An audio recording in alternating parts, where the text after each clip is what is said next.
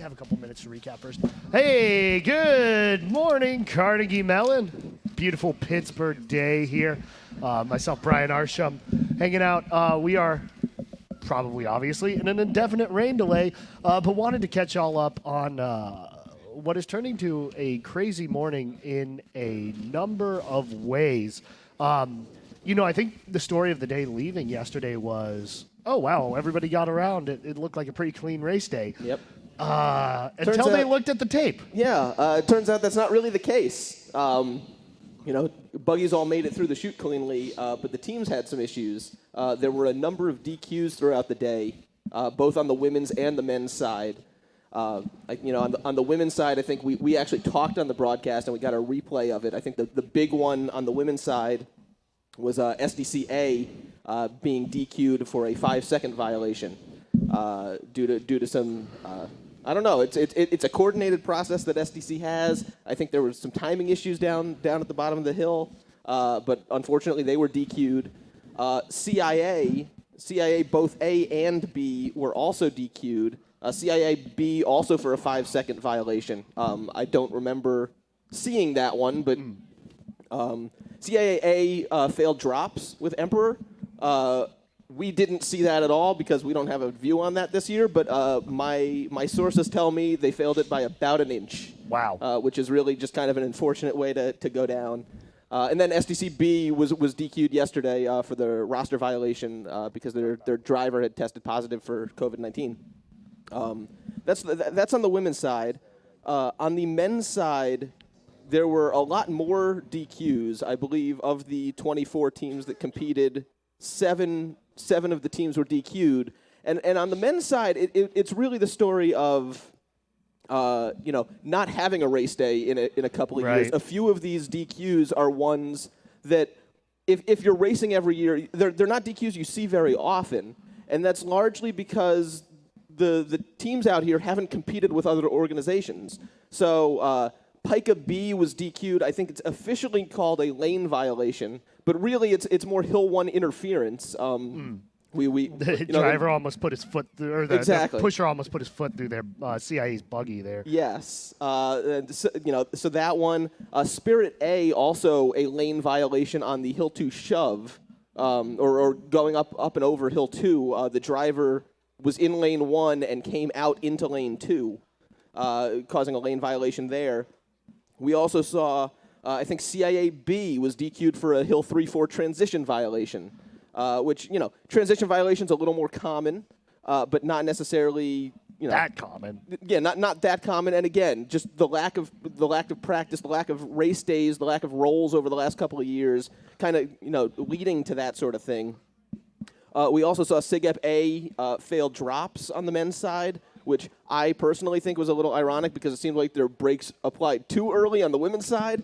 But unfortunately, a bit of an unfortunate tradition of SIGEP continues with failing drops at least once on a race day. We also had Fringe A with Baltic with the loss of mass, which I think everyone saw, the back wheel cover, or the front right wheel cover fly off around the transition flag.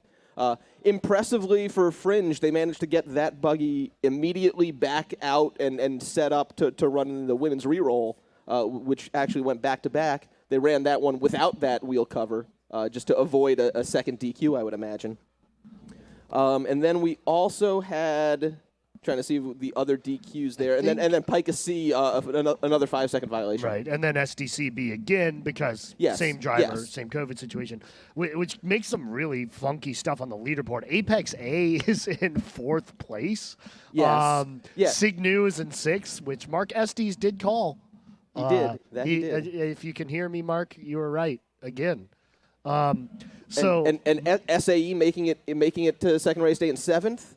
And then you can see here the men's final seats. On the women's side, I think the biggest story, and maybe the biggest story of the entire race day in my mind, is thanks to the couple of DQs we had, DG has made second race day as the first sorority to ever do it.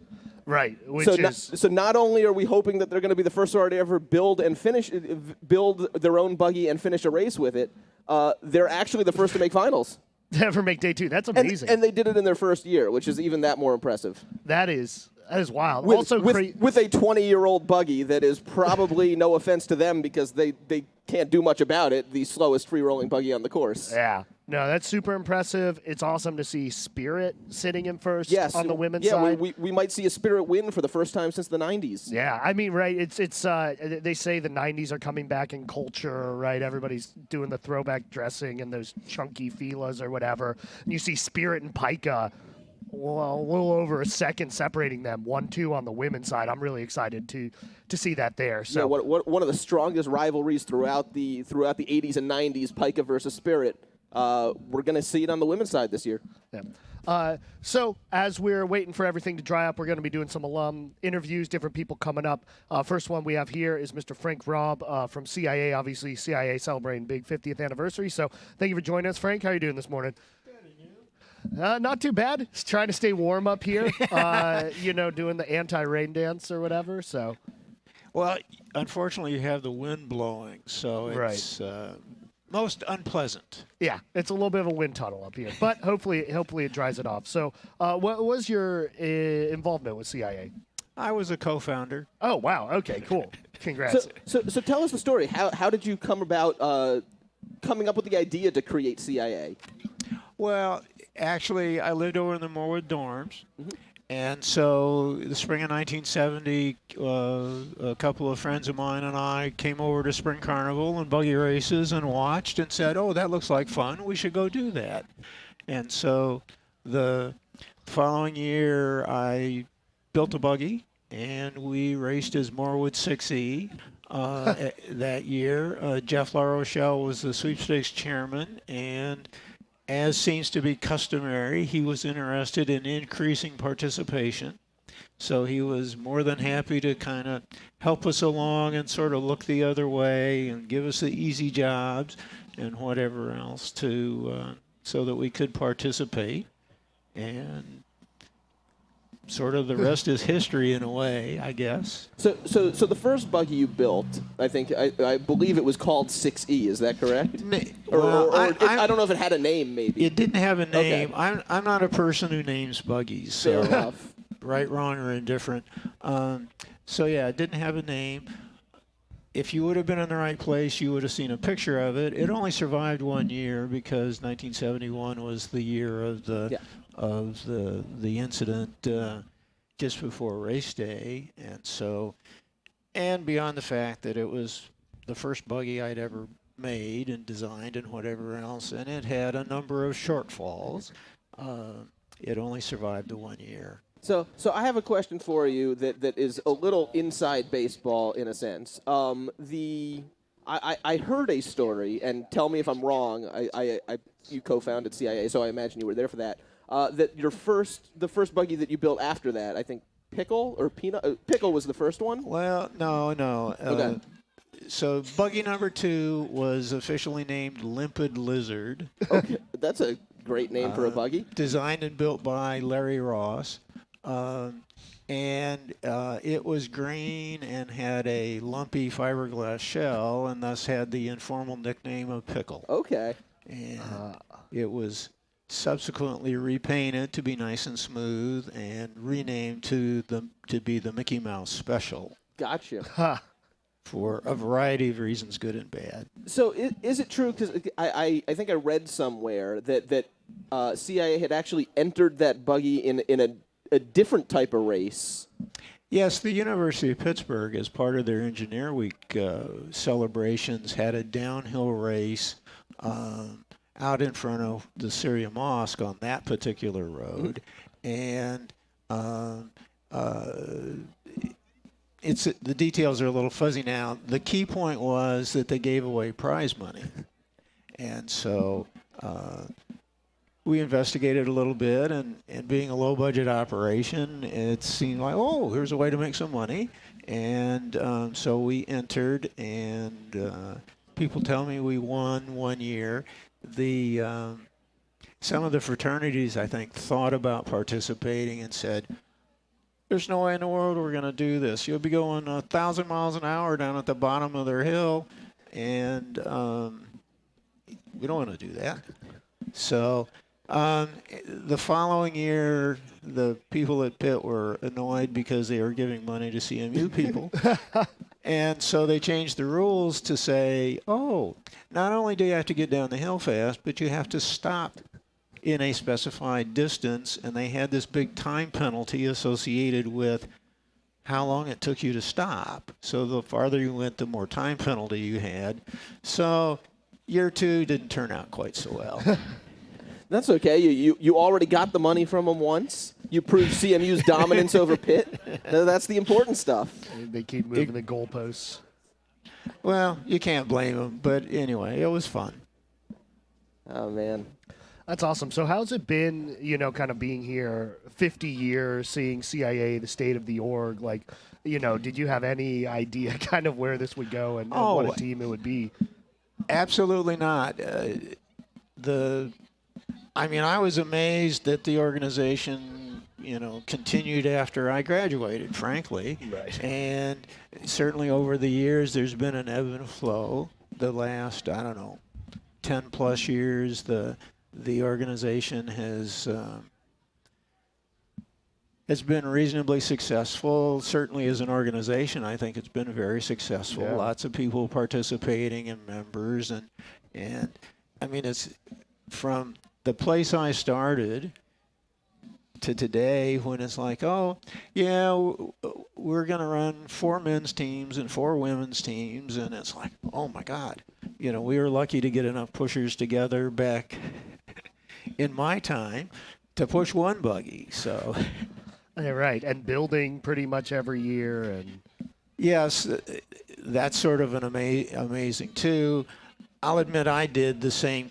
I was basically building almost every year, but that was a matter that the buggies were junk and they had to get dramatically improved if we wanted to go faster. So Right. I guess I can rationalize that. But now there's enough, I'll call it art, associated with the carbon fiber fabrication that you probably almost have to build every year to stay aware, cognizant, competent in the building technique. Just as we've seen in kind of everything that's gone on with all of the COVID stuff the last couple of years, it's really kind of thrown a wrench into everybody's operation. Right. Yep. And the building is a part of that. Yep, it definitely is. So do you have a favorite memory, either from your time doing buggy or frankly in the last 50 years of coming back? Seeing a buggy I had a hand in win. So you helped build Black Magic, I take it? Yes. Very nice. For those of you out there who don't know, Black Magic set the course record back in 1981 and was the first time an independent organization ever won the men's races. Yep. Very, very cool. And also, it set a lot of other kind of records. It was the last 4-wheeled buggy to ever win a race. It was the first time a woman driver had ever won a race. And nowadays, I think every driver this year is a woman. And most years that's the case, minus a Signu brother here right, or there. every now and then. And I think Signu this year was trying to get one of their brothers qualified as well. There just weren't enough rolls in the spring to get two different drivers qualified in the same buggy. Well, you just go over to the library and you look at the little note that goes along with Pica's Tiger Shark 2 that's on display. And I forget what it says exactly, but it weighs like 120 pounds or something. And I'm not sure you can believe all the stories you hear, but people talk about a buggy ready to roll weighing, 15, 17 pounds, something like that. And so the fixation is on finding the smallest, lightest person you can.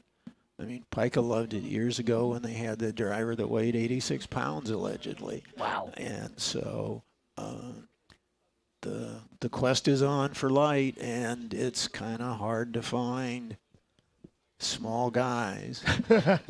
Very true. Very true. So Cool. Well, awesome. Appreciate you coming and chatting with us for a little bit. Congratulations on the 50 years. Really interesting stuff to hear about it, and hope you get to enjoy race day if we get some rolls. I'm hopeful. So, All right. Thank you. Thank you. Yeah, Thanks. appreciate it. And coming up next, we have David Williamson from Tau Delta Phi to talk about the bike. Hello, hello. Welcome. Yep, if you just want to put that on. So I'm being told something about a bike story. You probably know. Yeah, his story. so Tau Delta Phi was a fraternity on campus. I believe they eventually became ZBT. Yeah, they came through Yeah. many organizations. I don't know what they are. Yes, now, but even so- if they exist. Yeah. So- if you wanted, sorry, real quick, just pull the mic up a little closer to your mouth. Yeah, perfect. Thank you. Okay. So, Yeah, yeah, so- I was the bike driver in '72. We ran. Yeah, so for those who don't know, beginning in 1961, SAE rolled out the first bike-styled buggy, which is literally what it sounds like. It's a bicycle. It's got two wheels. It is a bicycle just without pedals. So nowadays you'll never see that on the course. Two-wheelers have been banned ever since 1988. But And the only reason we had it because we couldn't afford a buggy. well, so talk a little bit about that. I mean, obviously you had a buggy program, and you guys were somewhat successful in that era. I mean, a lot of close finishes. By the time I got there, I'm not sure what happened before me, but we just had a bike, and the story was we just couldn't afford. Whether we had a buggy before then and crashed it, I don't know. But the story was we can't afford a buggy, so we're doing a bike, and the bike was just I don't know where they got it. Maybe they just went to the store and bought a regular bike, took off the pedals, put on a long seat, and you just laid on top of it head first. So did you lay flat or did you sit? No, you laid flat, Oh wow. head first, and we had And on full-size bike wheels. Yeah, there was just I think the only modification they maybe did, they tried to cover the spokes with like a paper cloth to cut down air resistance, and that was it. And we had a leather jacket that everybody shared, and we had a helmet, and that was it. Oh wow. And I think, again, my memory, it's been 50 years, and maybe I'm embellishing things a little in my mind, but I think we actually came in fifth, which was I think unheard of. you're We right. couldn't believe it. Like, what are we doing coming in fifth, That's great. So you're doing the full like Superman style on the bike. Like, how yeah, does that you balance you had work? racing. You had the racing, the swoop racing things, and Yeah, you yeah. just held them like this, and it was all, the wheel would turn, but you didn't turn it or you were in trouble. You were just leaning pretty much. Wow. So I mean, what does it feel like to drive that sort of bike? I mean, it's got to be a little scary, no? Oh yeah, of course. Well, I would never do it now, and there's a good reason they banned them, I'm sure. Yeah. So did you? I mean, I assume at some point you probably fell on the bike. But I'm sure I don't remember me falling. Yeah. I mean, you were scared to death, especially in the turn at the bottom. It's like, this was like, but however, and every now and then there'd be some potholes. They didn't quite, fix everything on the yeah. course, but at least being higher, you could see the potholes. That's true. The benefit of a bike, you could see the potholes. Could avoid that that. is very true. Where in the buggy, I'm not sure you can see them. No, but you certainly feel them a lot when you're inside a buggy nowadays. Yeah. Oh, that's fascinating. So, anyways, just thought I wanted to. I was watching yesterday at home and think, hey, somebody needs to talk about a bike, Yeah. Well, I think you have a couple pictures of them right on cmubuggy.org. Yeah, or- yeah. We have a lot of photos. We've been working on improving our history database over the last couple of years. Good. So we definitely have a lot of photos of Tau Delta Phi's bikes. I believe there was a time period where you had two different bikes. I think you're right. Yeah, I think you're right. One was they changed names a lot over the course of the eras, but I think doing this a little off the top of my head, but it's something like I think White Dwarf, White Scorpion. There was a black something, but then at some point they turned into they may have just taken whatever the name of the bike brand was and just started adding words. You obviously know more than me, and I'm sure you're correct, but I just can't remember. It's crazy the depth of the stuff they've done. It's I don't know if impressive. you've seen the Buggy 100 or anything like that, but they I'll look. do a decade by decade. It's on cmubuggy.org. Chronicle. Do they practice? I remember we used to practice it was like 3 weekends before Sunday mornings. It like as soon as the sun came up, we got to run through the park. Yep. And then every night we were practicing at like 9 to 10 o'clock at night coming up Fruit Street. So now it's every weekend in the fall and spring semesters. It's usually starts. They practice. It's still 6 a.m. to 9 a.m. in the in weekend mornings. But it's basically all of October, November up until about Thanksgiving, and then again in the spring from February up until last weekend. I remember I was I was dating a woman at Teal College, so on the weekends I would go up there and I would try to drive back at like 1 o'clock in the morning on Sunday mornings to make it for buggy practice. Or I was scared to death. They're going to kick me off. They're going to let the other guy drive. And right before the thing, there was a horrible fog. And I got halfway back and I couldn't make it. And I think, oh no, they're going to kick me off. I'm not going to be able to drive. But they let me drive anyway. I figure there's probably not too many people signing up to lay down on a bicycle. I think we had 3. Wow. I think there were 3 in our fraternity that we were. Oh wow. We were driving. I mean, it just goes to show there are some people who would never be willing to set foot inside a buggy, and many people, feel differently. Many people, I mean, there is no greater thrill in my mind. I would never get in a buggy, but I rode a bike. Right. In my mind, there is no greater thrill than getting in a buggy. Unfortunately, I am too large to do it. Well, anyway, so I just wanted to share a bike experience with you. Yeah, thank you. that's I great. appreciate it, David. Sure. It was great Thanks chatting a with lot. you, and enjoy race day. That's great. But yeah, we really have done so much in the last couple of years in improving the history database on cmubuggy.org. We've got, I believe, over 23,000 photos now, with more coming every day. And certainly, if other if people have photos, we always want more of them. But we've got that. Jeremy Tuttle and Rob Zimborski have really worked very hard at improving the website and the actual history database. So not only do we just have cool photos and videos and stuff, we've also got more times, more rosters, more. We've basically got every buggy that is known in 2022 somewhere on the site. We've managed to track down all sorts of winners. As of this week, we now know that the 1961 design competition was won by ATO's Golden Goose. That is new information that we have uncovered as of Carnival weekend.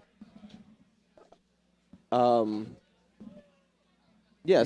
and it's really impressive stuff. If you're looking to kill some time today, Hunt Library has an exhibit on some of that history that I know y'all helped put together. If you check out our CTS episode with Brian and Jeremy from this year, it is fascinating. One of my favorites. They're all my favorites. You can't have a favorite kid. And I'll do some self promotion for Will. The CTS podcast, which we're saying CTS because we can't say the actual name of the show on here. Shoot the bleep. Yeah, so you can figure it out yourself. But there are 3 seasons worth of episodes where Will talks to. It's mostly alums and sometimes current students. And in fact, he did one with the 2020 seniors. Yeah. Which is honestly one of the most fascinating conversations that I've ever heard. One of my favorite. That might be my favorite. It's hard to say, but I also loved Katie Zapanta, who is the driver for Pika's Banshee and also co-chair of DG. There was a DG one this week where she's on, but she's a 2-time guest because she did one with her parents, right. Including Conrad Zapanta, who is faculty over at CIT and pushed his own wife in for CIA back in the I think late 80s, was early she 90s. In Black Magic? No. I think it was after that. I could be wrong. For some reason that sounded familiar. I'm not sure. It is possible. Actually, Black Magic did roll for quite a while, so it is very possible it's Black Magic. But it was a kind of a family episode. I think there were 2 or 3. Yeah, a couple Buggy legacy families. Legacies, and just the relationship that the Zapantas have. It was like I wanted to join their I was gonna family say dinners. they need their own like reality show Yes. or whatever, zeeping up with the Zapantos or I don't know. I was trying to alliterate and didn't succeed super well. Coming soon on NBC. Yeah, right. So yeah, that's definitely fun if you're driving back home from Carnival and get that buggy spirit. Definitely check that out on Spotify, Apple Podcasts, anywhere podcasts can be found. Cool. So I think let's see, another alumni interview we got here. You want to come on up? Let's see. We got Arnold Blinn. That's right. Arnold Blinn, CIA, pushed Hill 1. You got some stories to talk about Hill 1 there. So thank you, Arnold, for joining us. How are you doing this morning? I'm doing well. Let them get my mic adjusted, and we'll be good. Yeah. Hey, Cool. how are you? Not bad. Staring at the road, hoping for it to dry. But It's wet. yeah, it is at least nice we get some of these stories that you don't always get sometimes in the super hurried race day and whatnot, and getting to chat with some people. So. Yeah, that's cool. Yeah, it's fun. Cool. So yeah, Hill 1 story. Yeah, so Hill 1. So, I pushed Hill 1 from 1983 till 1987 for CIA. And, I've come out a couple of times and pushed alumni heats. In fact, about 3 or 4 years ago, You're good. 3 or 4 years ago, I was pushing the alumni heat, and I think it was you on the announcer accused me of being an old man pushing up Hill 1. No. Yeah. Oh, So God. I have a great clip of that up on YouTube. But my impression today, is pretty different pushing Hill 1 back then. I remember about 10 years ago coming back and noticing that the pushers are bumping on the way up Hill 1. Right? And back in the day, our buggies were 50 or 60 pounds heavier. Right. And so our times were slower, of course. But, we were pushing this 90-pound buggy or 70-pound buggy with, another, 90 to 100-pound driver in it. 170 pounds up the hill is a lot different than 100 pounds up the hill. And so, we couldn't bump, and so just very different way of pushing back then. I think it made a big difference. And was that you're having pretty consistent like hold of the buggy, or what was that technique? Yeah, so the way I would push back in the days, I would start and I would just have my hand on the bar most of the way up the hill. If you got one bump in, maybe you were lucky on Hill 1, and then you kind of put all your energy into the shove at the end. But and I think to some degree, Hill 3 and Hill 4 were pretty similar. I mean, people would bump on Hill 5, but they would never bump on Hill 1. And now, even in the alumni thing I did a few years ago when you accused me of being an old man. Yeah. Which, by the way, it's not an accusation if it's true. So,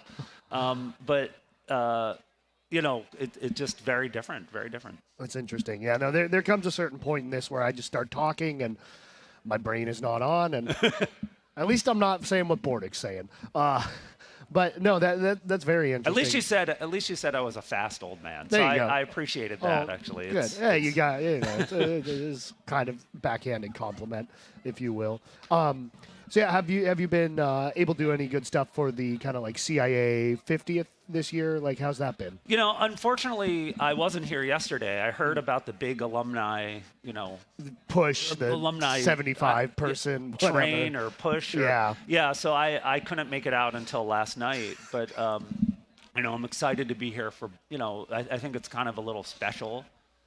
Unfortunate that things got delayed.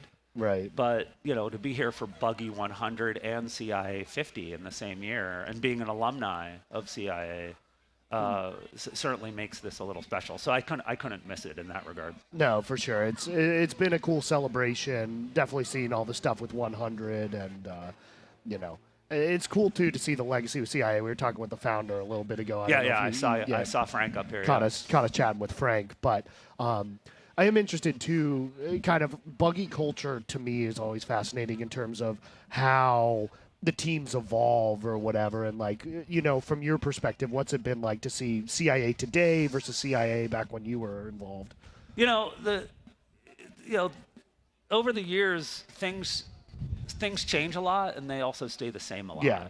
And so, CIA's competitiveness I've found has been about the same ever since I graduated. When I was here, all 4 years we would finish third, fourth, fifth, Right. and it was the same teams that won, and that's fine, but and over the years I think CIA's done pretty similarly. They had a couple years where they weren't as competitive or they didn't compete in the 90s, but when they came back, and even today they're in third place. Right. I was talking to, I think the one position they haven't finished is second. It's Their always men's team has never gotten second, and they've gotten first, third, fourth, fifth, sixth, but never second. So, yeah, no, it is an interesting thing, and that's going to be a battle right there between Pica and CIA because it is about a second. Who knows what's going there. We are bringing you here this coverage on WRCT Pittsburgh 88.3. So, that's one of those things. So much variability, especially given what we've seen this year. no, that's right. Well, and I wasn't here yesterday, and so I don't know what happened. I heard, but certainly, with anything can happen on the second day. Right. There were all the unfortunate DQs yesterday, and that can happen, and with the weather, and will they get the rolls in, and things like that. So maybe they'll get their coveted second. Right. I don't know if that's a coveted position or not, but we'll see what happens. No, certainly. It's one of those teams it's always very fun to root for just because you do see that team spirit and the energy and the fact they're rolling out a bunch of teams, even if, the D team is wearing capes or whatever, but it's cool. And you ask what's changed over the years, and I think, and what's been the same, and I think that has certainly been consistent, the student involvement. And that's not just a CIA thing. That's with all the organizations. I do think there was a little bit of concern and trepidation. The members reached out to the alumni, and they were a little concerned about how to run a race day. Right. And I even had sent them a note ahead of time and asked, hey, are you guys going to do an alumni heat? And a few weeks ago their response was, well, no, we're not sure we're going to have the bandwidth or to be able to pull it off. And then when they pulled off the big train race yesterday, I think that was a good hats off to them. So, No, that's great. Yeah. Sorry. Yep. I think Brian's mic might be off. Just 1 second there. Whoop. I could hear you there. I could hear you. In Yeah, my he can hear you. I can headset. repeat the question too. Yeah, all good. Yeah, no, I don't know. I assume you took part in the 50th in one of the pushing No, spots. unfortunately, while you were out, I sorry. mentioned that I didn't get here till last night. Oh, fair enough. So I missed my chance for one last time of glory. I Right, guess. and one more chance for me to defame you on, on live one TV. last defamation. Yeah. Running up a hill one. Well, it gets harder every time I do the alumni heat to make it all the way up hill one. So, but that it's always still fun to do it, and I'm always glad that I'm still able to do it. I mean, I've never been able to do it, so it's pretty impressive that you ever were. Yeah, there you go. And so, maybe next year I'll be here for the There you go, alumni for heat. 51. For 51. 52, 50, whatever. The numbers stop. The making numbers are all sense very a while ago, confusing. Yeah. I mean, we're celebrating Buggy 100 this year. It's actually 102. So Well, yeah, except 102 also, or there were a few 98. years also in World War II. yeah, I think it's that 102 or 98 or Depending on maybe how you do the 96 math. or it's somewhere around. I think you have to go with the year that the races started. Though, Exactly. no matter what happens. Otherwise, you need a quantum degree in mathematics to figure out what anniversary of Buggy it is. So. And then what counts as Buggy in a year? Is it does it get an asterisk? Does it Did last year count? Exactly. Did last year count? In 1942, there was like a weird jalopy type of race. Does that count as Buggy? The course was different, but the teams were the same. So there's all sorts of questions like that. That's why if you stick with just 1920, it's easy to count from there. Yeah.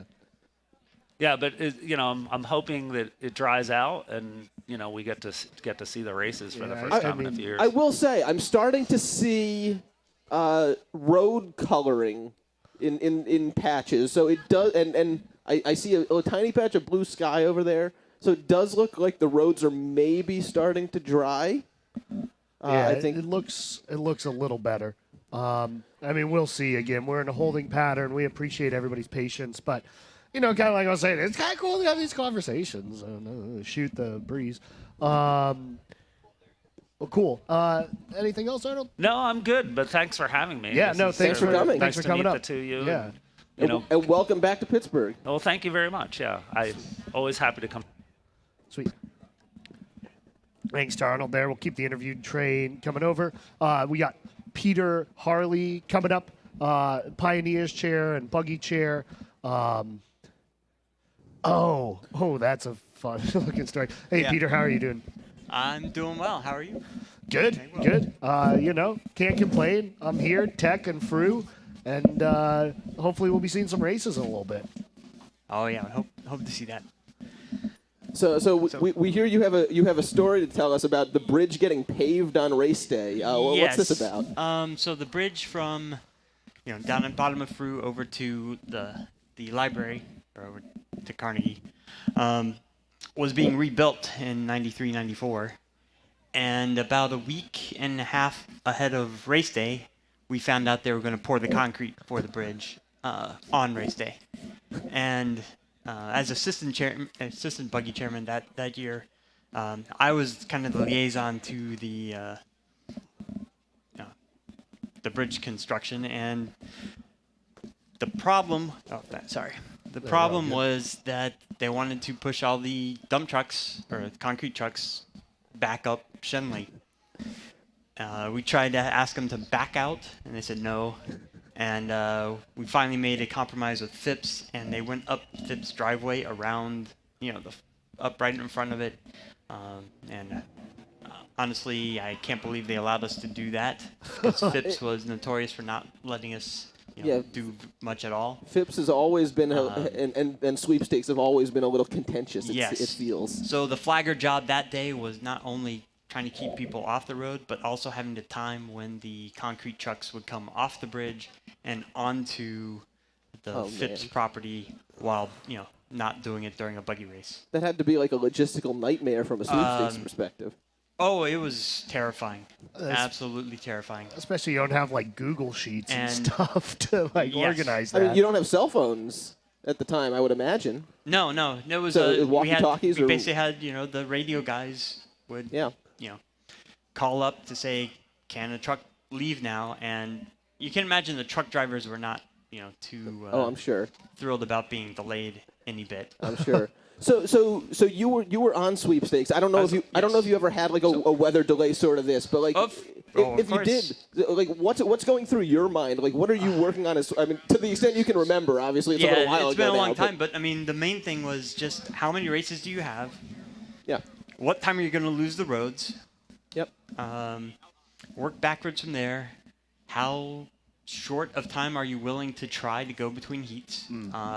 We did go down one year to 6-minute heats, Oh, Okay. wow. which, if everything goes perfect, Yeah, that's is just fine. That's got to be like the bare minimum that you can get away with. yes. And you really do but- need everything to be perfect. But I have, from 94, that same year, we did have a delay because of a spin in the chute where 2 buggies were involved.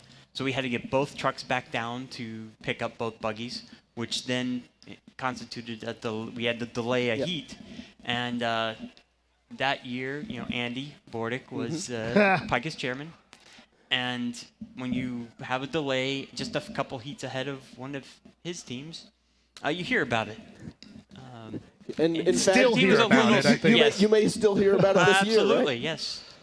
And he probably won that year too. I believe yes. Yes, he did win that year. So in the end, it worked out for him.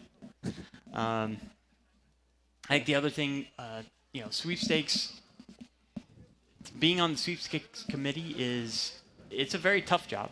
Because there's not we want to say not a lot of support. There's a lot of support from the teams, but there's also a lot of You're conflict between the teams. If you're ever and talking so, to them, it's probably not good news or yeah. right. So usually,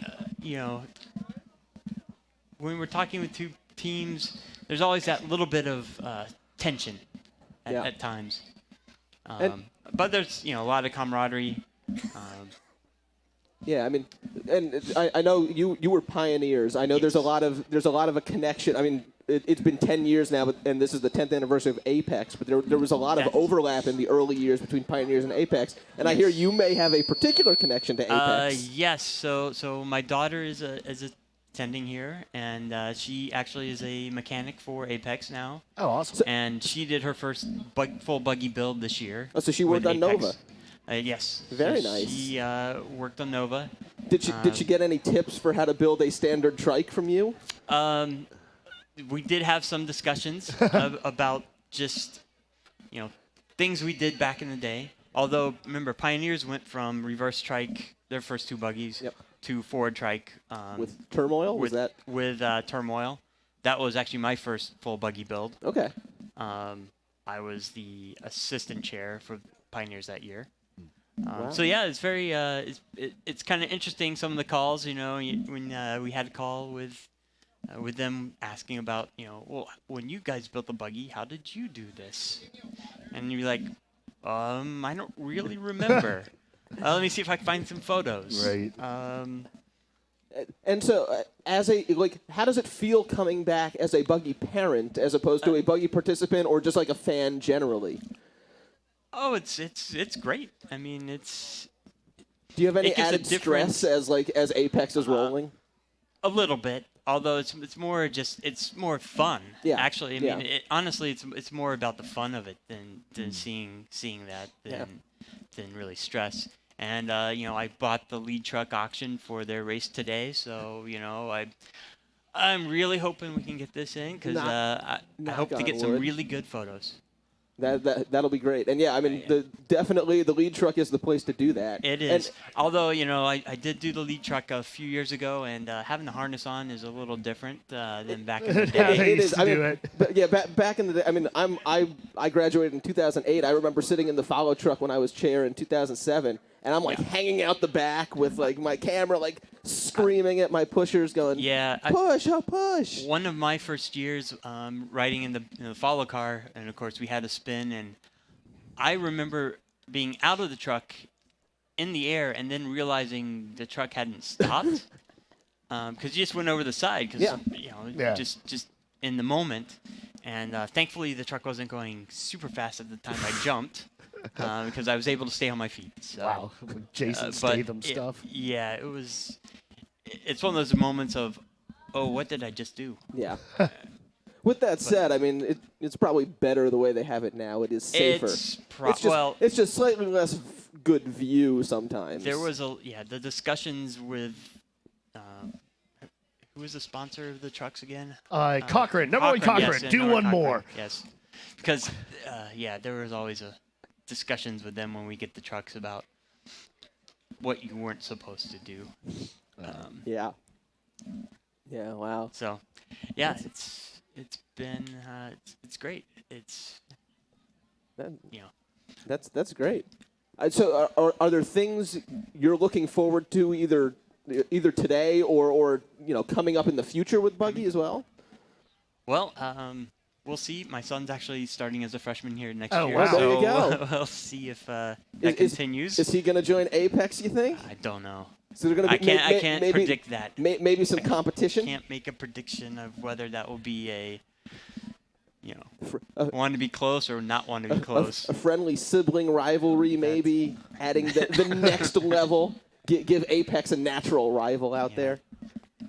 That's great. So, yeah, I don't know. Yeah. Well, awesome. What else you want to talk about? Thanks for chatting. Appreciate it. And hopefully we get to see some races. Very interesting stuff, and probably a lot more fun without having to make the rain call. It is, yes. That is always the worst when you have to finally make that call as sweepstakes chairman. And actually, an interesting segue. I think current sweepstakes chairman, frankly, is going to come join us, talk some stuff here.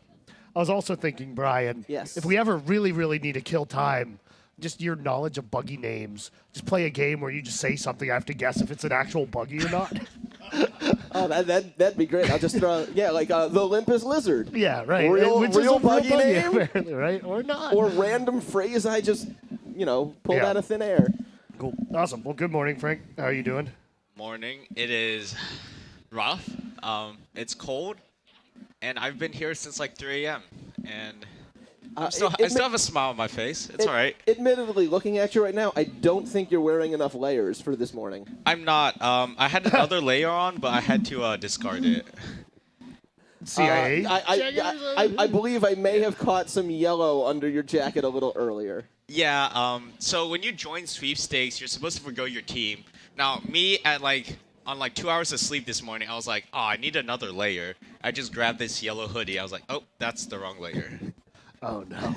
If anybody has a free jacket for Frank that's unaffiliated, I'm can gonna have probably to find hop him. on and off because Nugget's calling me. So. Oh, okay. As- All right. as- Hold on. as He you has can to see, Frank, hop on a call real quick. Frank has responsibilities here, so while he's sitting here and taking needed calls, we'll fill some time. We can play this game. I mean, there's probably more substantive stuff we could do, but There- maybe we'll do a couple rounds. There is, but all right. Let's see. Trying to think off the top of my head. King Lear, Buggy, fake name. Fake. That is correct. The buggy that I was thinking of was King Solomon, a Pica buggy from the mid 1980s. Okay. All right. I don't know Let's if it's come gonna up be with other another Shakespeare or one. something. Valkyrie, real or fake? You gonna say real? That is real. Actually, that's real 2 different times Oh, with really? 2 different spellings. Pioneers built a curved push bar on a buggy called Valkyrie in 2005, and Theta Xi rolled out their version of Valkyrie, spelled Valkure for some reason. Valkyrie. Yeah, I'm assuming it's pronounced Valkyrie. Yeah. Oh, it sounds like we're gonna put up some trivia on the screens here. So if you're out on the course or if you're watching at home, we can actually read off some trivia questions to you, as opposed to me just making real Stretching guess whether Brian's a buggy is a real one or a fake memory one. and imagination. All right. Okay. During which year did spectators overwhelm the course and prevent judges from observing the finish line, resulting in the only tie in buggy history? Ooh. What do you think the answer to this one is? Oof. That's hard. I'll just read out the real quick. The options are A, 1922, B, 1935, C, 1944, D, 1946. I'm going to say probably not during the war years. You're right about that. I will throw out there 1944. There was no race that year, so you're correct that there was no tie. I guess there kind of was a tie between everyone. Between everybody not rolling. Oh, crowd, people yell things. What do you think? Oh, shoot, it's A. All right, cool. It is in fact a 1922. Was that like the second year? It was the third year. It was SAE and Pica tied, the only time in history because there were so many people there. There was only enough room for one buggy to get through, so the 2 collided, crossed the finish line together, and the judges couldn't actually see who crossed first. Oh, wow. I think we have Frank back. If we can turn his Hi. mic back on, we can. Thank you. Yes. Back then, all the buggies went in one heat, completely ignoring safety standards now, but yes. that was a lot more exciting back then. And I don't know if we know exactly how many organizations were, but when we say all in one heat, the highest numbered buggy that we saw there was 22, and they started at 1. So there were probably around 20 buggies racing that year. Altogether, I believe about half finished the race that year. That's pretty good, honestly. And you have to also realize that these buggies are much larger in the past than they are now. Must have been tight on the roads. Yes. Although, interestingly, Fruit Street didn't even exist then. So, all right, we got another question here. In which decade were daylight rolls practice and safety hay bales introduced to sweepstakes? Was it the 30s, the 40s, the 60s, or the 70s? Do you guys think you know this one? Because I I'll be think honest, it's the 70s. I don't know this one for sure. So wait, does that mean they used to just do rolls at like midnight? That is exactly Yes, what they did. used to have lanterns. They used to have a car that would go in front. They'd have people manning lanterns around the free roll.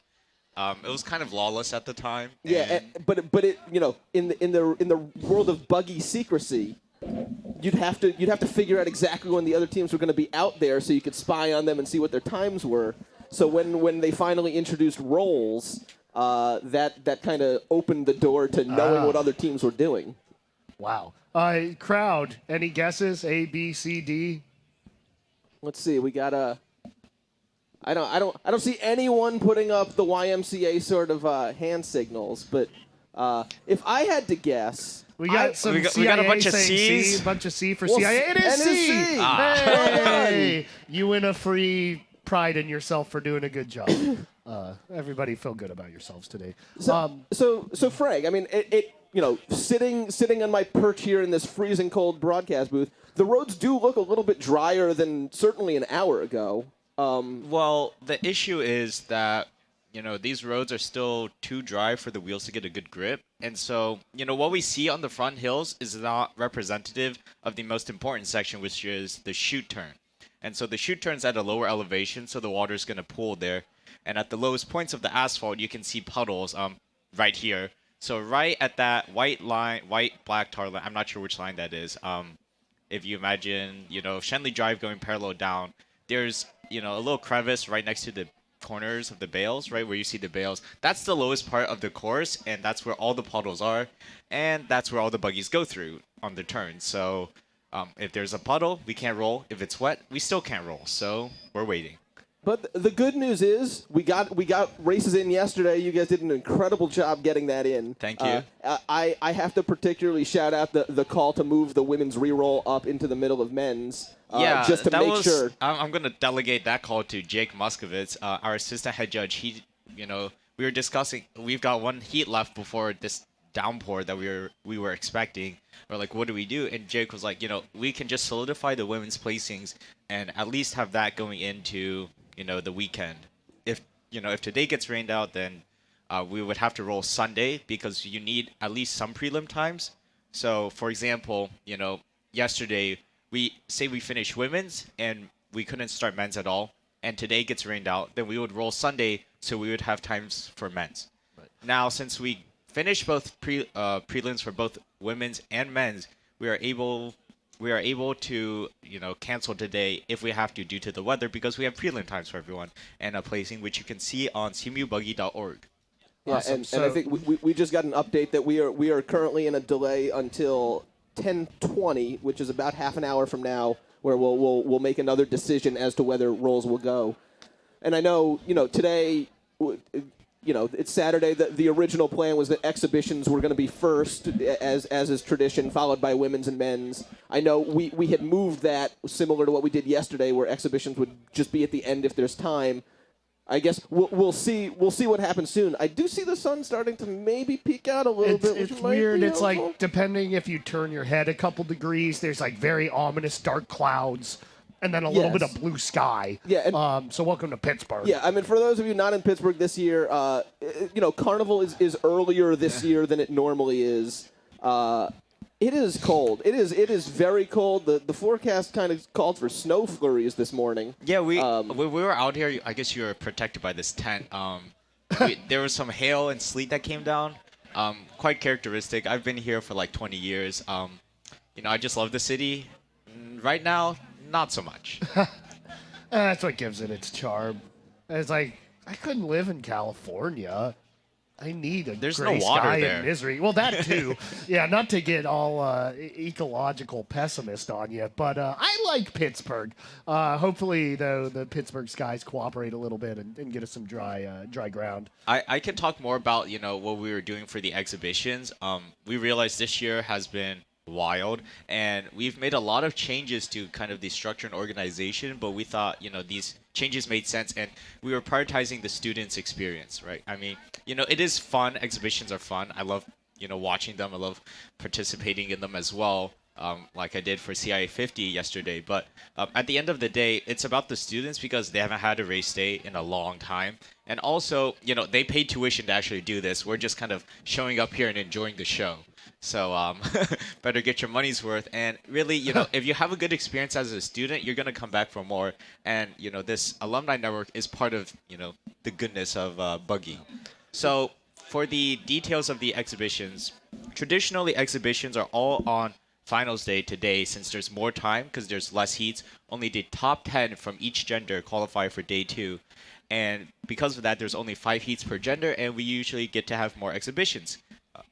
Now, because we were thinking the weather's a little sketchy and there weren't as many teams out on the field total, we were thinking we can get away with putting some of our exhibitions onto Friday morning and Saturday morning as well. And so this coupled with, giving some time for the broadcasters to settle in, get people back into the groove of, running Buggy, timing, the whole timing system, all our fantastic camera operators provided by Viewpoint and CMU TV, our wonderful radio club group W3VC and all. So we just wanted to give some time, maybe like half an hour in the beginning for everyone to get readjusted back into race day because it's been a long time since we've had it.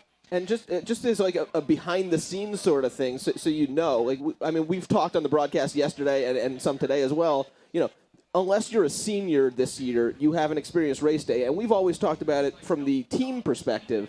But behind the scenes, WRCT, CMU TV, W3VC, these are all student organizations. Yeah. They don't have the experience either. We haven't had a race day in 3 years. Yeah, but I think the broadcast team is doing a great job. Yeah.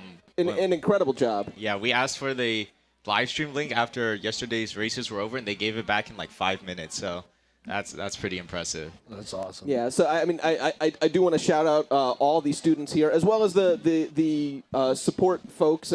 Viewpoint, and then some of the other teams, the Phoenix timing system, who are more professionals who do this. They're driving across PA. That's a 5-hour drive.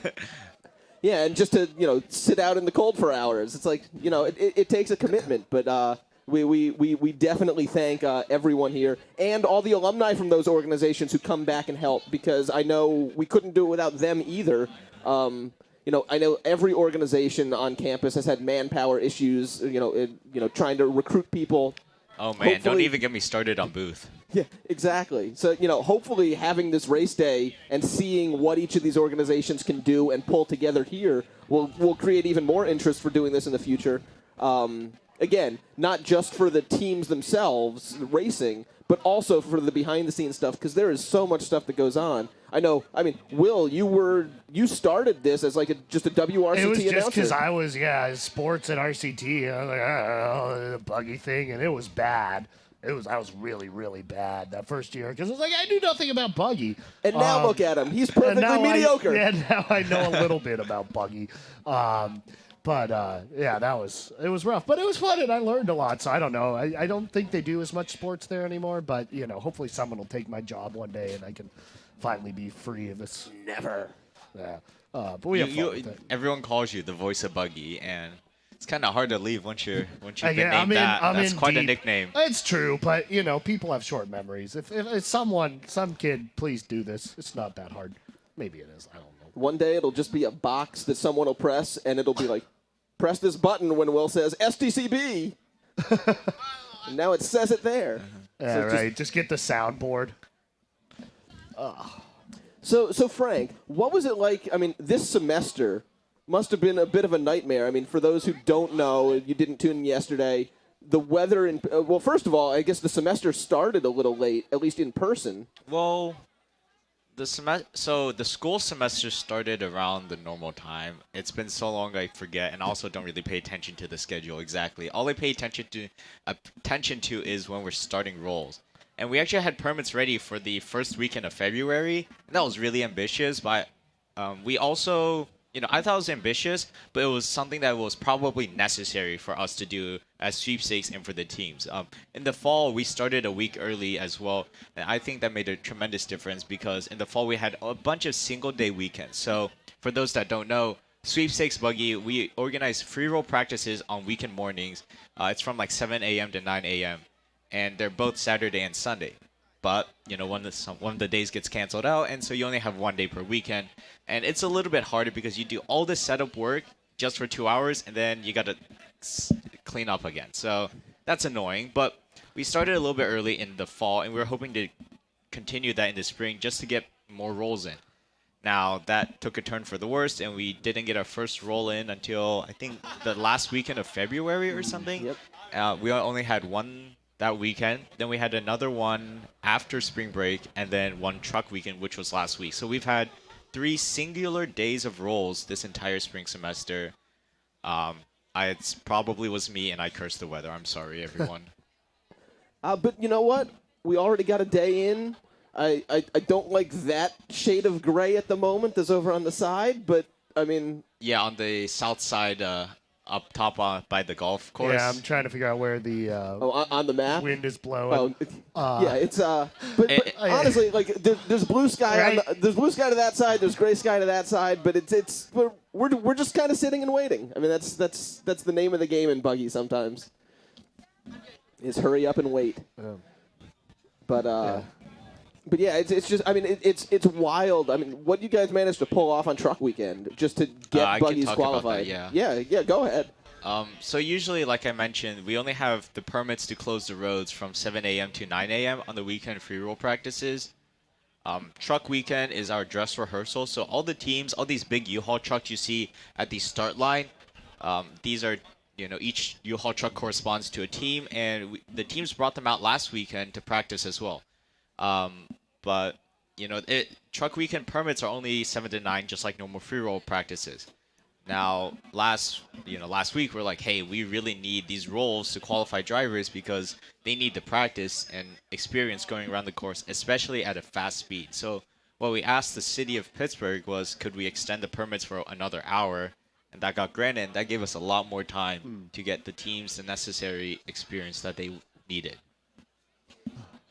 And then I know we talked to the driver of Signu yesterday who managed to Sienna, Sienna, who managed to get 14 rolls in that weekend, that day, leaving the buggy one time over the course of 3 hours. Which, I have never been in a buggy, but I've certainly put drivers in buggies, and I cannot imagine them being in there for that long. Right. I mean, that's a hero move, but you also have to recognize that for some drivers and buggies, their fitting is so tight that they physically cannot, be in there for too long. And, that if you're wondering why teams aren't just having their drivers just sitting in their buggies and waiting, is that in that prone position with their arms outstretched, their shoulders can get numb, their hands can get numb, and when they're numb and cold, they can't brake, and that's a safety concern. So it's just easier for us to just sit here, wait, and it sucks for everyone to wait, but we're all waiting. Yeah, and it's funny. The alumni from Phi Kappa Theta have their old buggy Streak out, and it's actually out on the course today. I think it's around Hill 5. Yeah, by Hunt Library. Yeah, they're cameras. staging over there. So if you're on the course and you wander over there, you'll be able to see it. Streak is like if you took an STC buggy, painted it dark navy blue, and then crossed it with like a sports car, like a Ferrari. It's insanely beautiful. And they brought it over to the history buggy presentation, and I watched as one of my former drivers and one of our BAA officers who also drove loaded into it. And I mean, they both fit obviously because they can drive current buggies, but man, that is. I don't think you could sit in there for all that long, and then trying to get them out was much harder than trying to get them in. Streak is actually a difference. So the older buggies, the buggies you see now are just long torpedoes, and the drivers are outstretched with prone, and they have their arms outstretched. Some of the older buggies, like Tiger, Shark, and Streak, you actually go in and lay down prone, but your hands are by your side. It's really strange, and you kind of steer by wiggling your shoulders left and right. And so the way you get in is you kneel on the buggy, you put your feet back into the back of the buggy. You put your head in, and then you kind of shimmy your arms and shimmy into place like a hot dog. Sounds like a Hokey Pokey remix.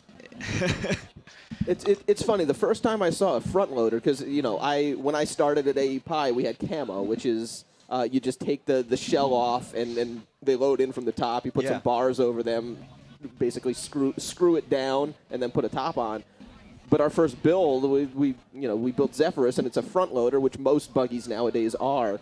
And it's like trying to understand how a driver gets into that. Like, I mean, they understood it pretty easily, but I'm sitting there like, how are you doing this? Yeah, I mean, there's also well, complicated is not the right word for it. There's also a series of safety kind of mechanisms inside the buggy to secure the driver in the event that the buggy goes out of control or they slide into a hay bale or something like that. And so they have a harness on, they have helmets on, and they're clipping in all over their body. Usually the mechs are helping, but sometimes the drivers can do it themselves, and it's kind of like a jumbled mess of rope and limbs in there. Yeah, I think one of our later buggies, maybe Aether, I can't remember which one. The driver was the only person to reach like the back attachment point, so the driver had to basically clip herself in back there and then let the mechanics clip her in on the front side. Yeah, I know. So some of the older buggies, they have a back hatch, and so if you want to attach the driver in the back, you would kind of stick your arm inside the back of the buggy. So like with a reverse strike, there's only one wheel in the back, so you take off this wheel cover hatch. You can access the wheel and replace it there, but you can usually stick your hand inside and then secure the driver. Well, sometimes your mechanic's arms are too big and you can't secure the driver, you can't get them out. That's a whole nother issue. I think most teams are trying to avoid this kind of design intricacy. You also, if you have a back hatch, you have to make sure you cut it in the right place to be able to do that, and not cut it in a place just so you can reach the foam to remove it when you build the buggy. Yes. which may or may not be what we did with Zephyrus. CIA's Kingfisher has a very interesting back hatch and push bar attachment. So most of the push bars are kind of maybe 20% up from the back of the buggy and attached there at an angle. Kingfisher's is raining quite heavily. Not looking good. It looks like that gray clouds are coming towards us, not away. It is getting very cold. Is that the shoot camera? That's probably the shoot camera. Yeah. Oh gosh. Oh, poor lady with the umbrella there, flying away. Yeah, it's windy. It's cold. Let's see. My phone says it is currently 39 degrees. It doesn't feel like that. I think it feels like 15. Well, you're from California as well, aren't you? I do live in California. It says feels like 33. Okay, so that's It's a little bit of a wind tunnel up here in the It booth. is. I mean, you can. I don't know if you can see. Oh, shout out to that barricader who's an absolute trooper for still keeping our roads clear and safe for all the spectators right now. He is probably freezing right now. Yeah. Again, in an in-depth weather delay here, I think they're going to make a go/no-go call in a half hour or so. I'm gonna leave and see. Yeah. Cool. So it sounds like Frank's going to go have some discussions pertaining to that. So we appreciate y'all hanging around, sticking with us. Again, the alumni tent does have coffee and donuts and tea if you're into tea instead of coffee, because that's cool. It's another source of caffeine. You can even drink decaffeinated tea. It'll warm you up. Oh, gosh. That fell down. There's a backdrop. I made that sound more dramatic than it was. We're having a fun morning up here. While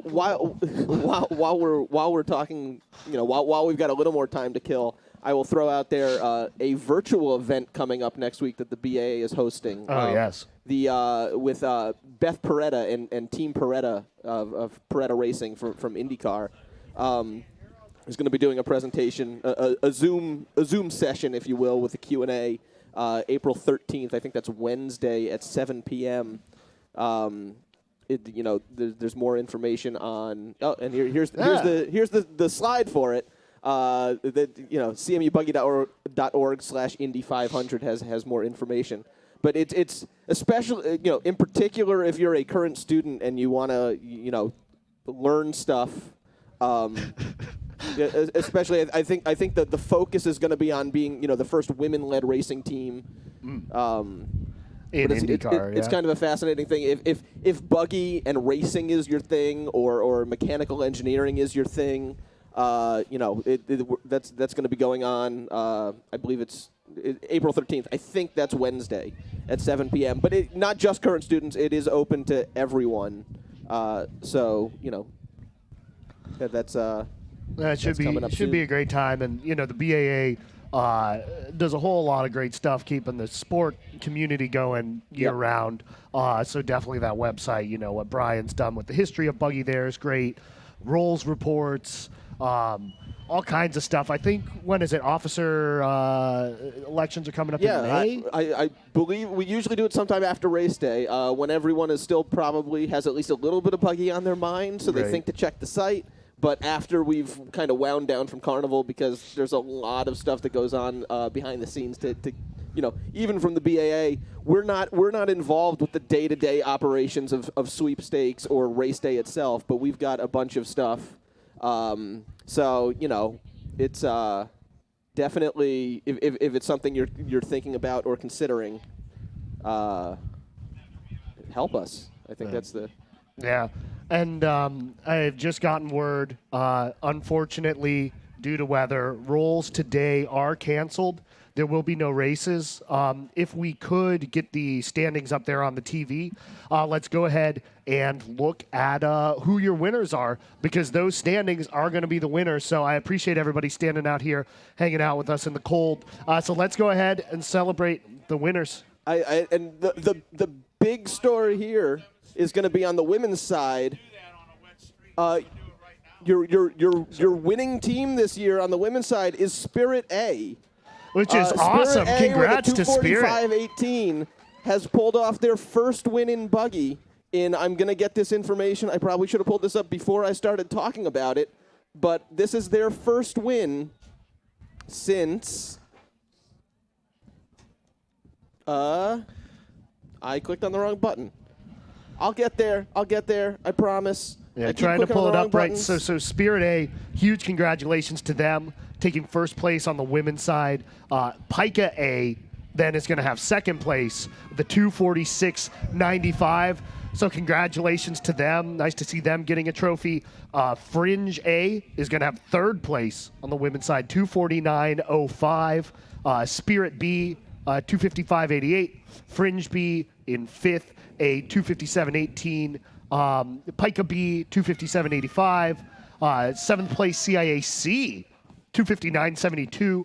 Eighth place Apex A, a 303.19. Ninth place SDCC, a 314.60.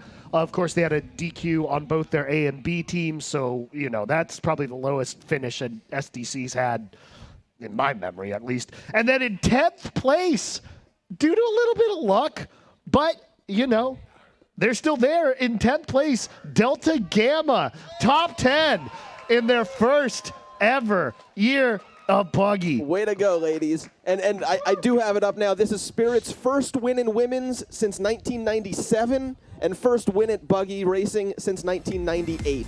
Which is awesome. They're one of those teams you come out just every year. Such a great team energy. They always have the pieces there. Again, we did have some DQs, but the fact is they didn't have DQs. They put together a good race. We knew it was going to be some chaos, so huge props to Spirit. Exactly. Awesome to see them get that victory on the women's side, and it was tight there at the top of the leaderboard. It's only a second or so, separating them. So huge congratulations to Spirit A and the ladies there taking home the gold. And then on the men's side, not much of a surprise, but I guess because of this, we're now going to have to figure out how we count this. The winning team, of course, SDCA, with a 208.74, picking up their streak right where it went off, right where it left off before COVID. Yeah, somewhere 11 years, around 12. Yeah, so it's a 9, 10, 11, 12 year streak, or maybe it's just a new streak. We just start over. They can set another. they can break their previous record this way. Right after COVID. But congratulations to them on yet another victory. Second place, Pika A. So congratulations to Pika on both the men's and the women's side, taking home second place. Awesome to see that. Obviously, they're gunning for first, but pretty great 2 second place trophies. CIAA in their 50th year is going to take third place with the 214.13. And you can see things were really tight there between them and Pika. It's a bummer we didn't get to see them battle it out, because that roll for second place was going to be cool. Fourth place, I think this is their best finish ever. I think Apex it is. A with a 218.64. That is a team record. That is their best placing ever in their 10th year. So that's awesome. Fifth place, Spirit B with a 2:21:33. So awesome to see them also in the top 5 there. And this one's big because for those of you who don't know from Buggy, trophies go to the top 6 teams in men's and women's. So this next one is the last one to getting a trophy. And it's Sick New A. Sick New A. I don't know where Mark Estes is. He's probably having a beverage. I believe he's in his warm car, is what he said, but he's probably listening on the radio and celebrating in there. And he did say Signu was going to get 6th. He predicted it. We all kind of scoffed and laughed at him, and sure enough, they put up a great roll, a 222.72, and it gets them in 6th place and a trophy. And 7th place, SAEA. With their reroll, so awesome to see SAE in the top 10. One of those teams always, close, so we got that. 8th place, CIAC at 228.52. A great finish for them. And 9th place, SDCC at 228.75, so that's kind of a cool battle of C teams. Just a quarter of a second separating them, not even. And then 10th place, Fringe B with a 234.15. So congratulations again, SDC. They keep doing it. The standard of excellence remains. Pica, 2 second-place trophies, and then CIA taking home 3rd. So that's awesome to see. So it's been a really interesting race day. I'm glad we got yesterday in. Yeah. And a reminder for those of you in Pittsburgh, the award ceremony is, I believe, at 4:30 today, where those trophies will be handed out, but also the design comp trophies. The design comp trophies, I believe the 6 finalists were CIA's Roadrunner and Kingfisher, Fringe's Burnout and Baltic, and Apex's Nova, and I want to say, it's either Molotov or Solaris. I don't remember which one, but it was 2 Apex buggies as well. A reminder to those of you, this year the rules have changed for design competition. You no longer had to qualify for second race day in order to be eligible. So all those 6 buggies are eligible unless they had a design failure. I don't know if Baltic's loss of mass counts as a design failure. That will be a question for the judges and sweepstakes to decide. But we'll find out those results at the award ceremony, as well as the other awards, such as the T-shirt award. The People's Choice Award, all of the other ones. Also, I think we got news. Make sure to stay off the course. We are trying to look into a potential. We mentioned the FICAP 50th anniversary team is here with Streak. The original plan for today was between men's and women's. They were going to do a Hill 5 push exhibition of their buggy. We're trying to get confirmation. They may still be doing that because it's not really relevant. The rain doesn't really affect it. It's just a straight push on Hill 5. They don't need the grip necessarily that you would need in the chute. So we're trying to get confirmation on whether that's going to be happening. All right, so they're working on that. It looks like it's on, so that's going to be awesome and get to see that. Another thing, too, if you want to hear a little bit behind the story of Streak, did an episode of CTS with those brothers with FICAP, which is a hoot. They are a lot of fun to talk to, and it's cool to see they still have, the same passion 50 years later about Buggy, about that race, and all of that. So we are going to have the back hill demonstration about Hill 4 and 5, so please stay off the road to celebrate the 50th year of Streak, which was a winning Buggy several times in a row. So we do get a little bit of Buggy to close things out. Again, folks, if I know some people are just kind of walking up, coming around, rolls for today have been canceled. Just looks like the road's not going to dry in time. There's probably going to be some more rain incoming as well. Which is a bummer, but we got it in yesterday. We got champions, so congratulations to Spirit on the women's side, SDC on the men's. And let's see, it looks like FICAP is getting set there on those back hills, so let's see if we can get some coverage on that. And celebration of Streak here after 50 years. It's looking as good as ever. I think they repainted it. They were saying that they painted it to match the 1972 paint job. Back then, they used to change the color every year.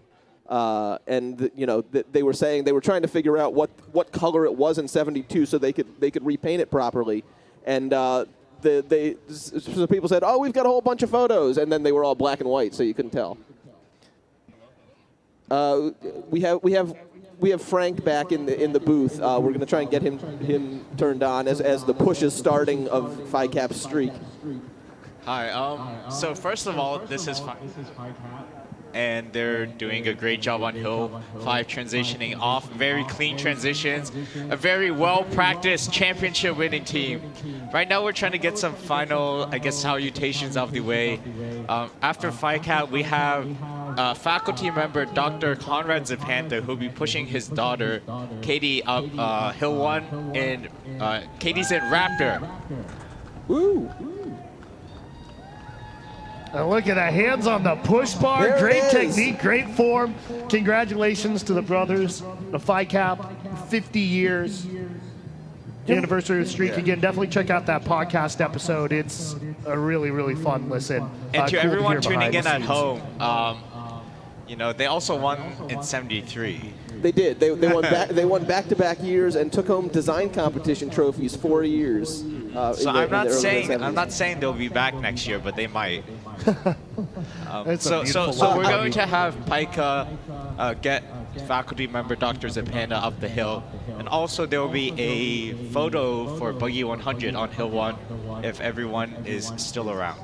Yeah, that's right. So we're trying to have a big 100th anniversary celebration photo. Okay.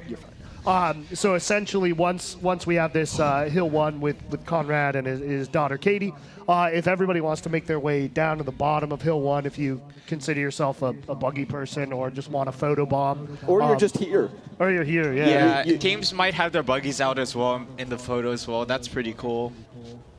And the university photographer is going to take a photo of that. So we'll let this... I will say, I do think it's a little mean that you're forcing Dr. Zapanta to push up Hill 1.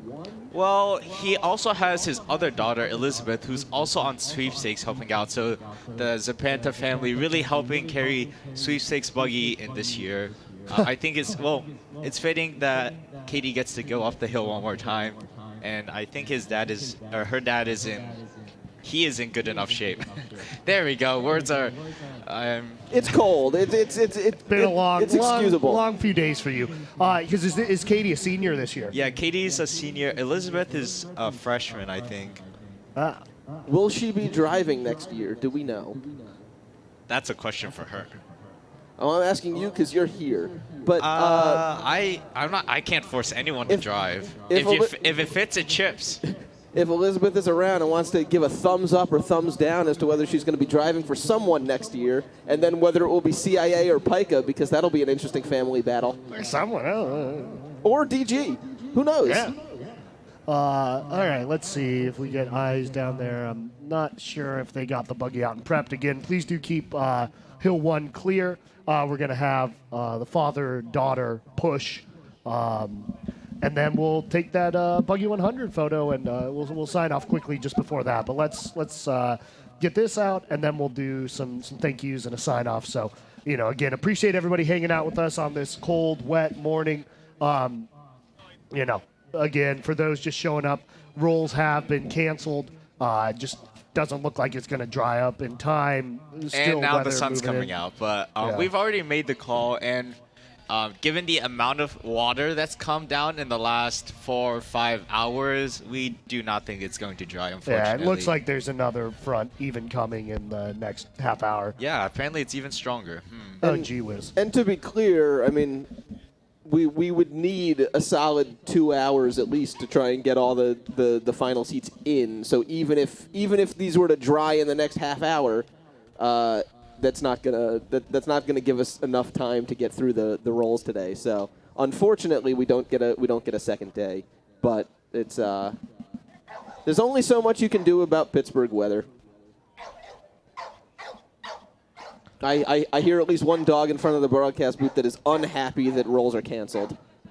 He was looking very forward to chasing after a couple of buggies today.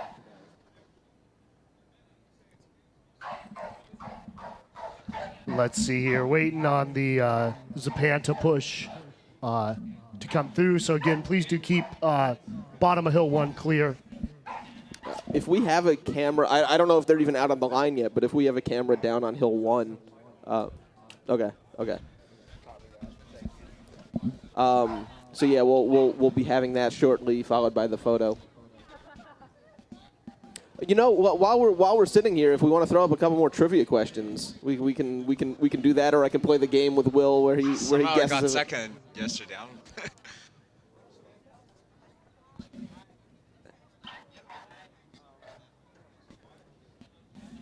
I'll play one more with you before we get the sides up.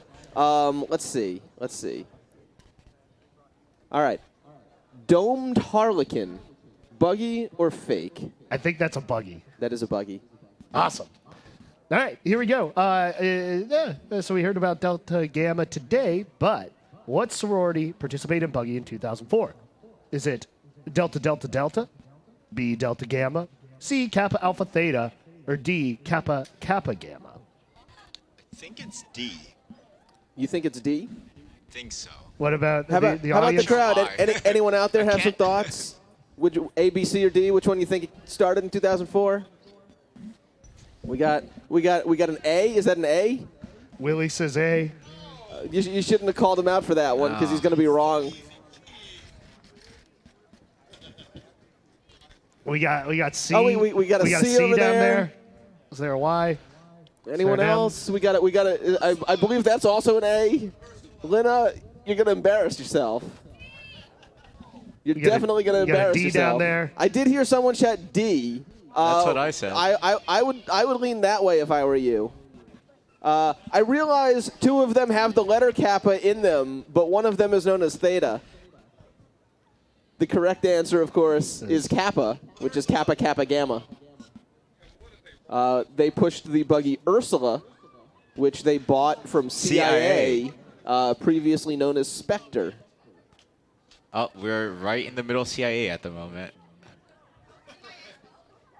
Let's see. We got CIA huddled there. CIA, if you're listening to this, I miss you guys. I guess you're allowed to. No, you haven't had your final chairmans yet. Oh, I guess you kind of have because there's no most of it. I have no idea when I'm scheduling But that. he's able I do to not miss. want. I mean, he didn't say he's rooting for them.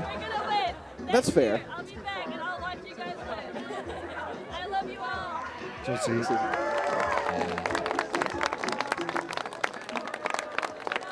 Oh, okay. Looks like chairman potentially giving a speech over there. I think that was push captain. Push captain. Yeah.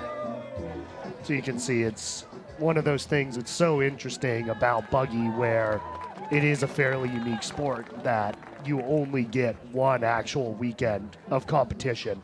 And you work so long, especially you think about this year, really been 3 years in the making. Oh, the buggy's getting pushed up looks for like one. We we're- have Conrad. Looks there like we he got is. Conrad on by the course. John and the Pica drivers.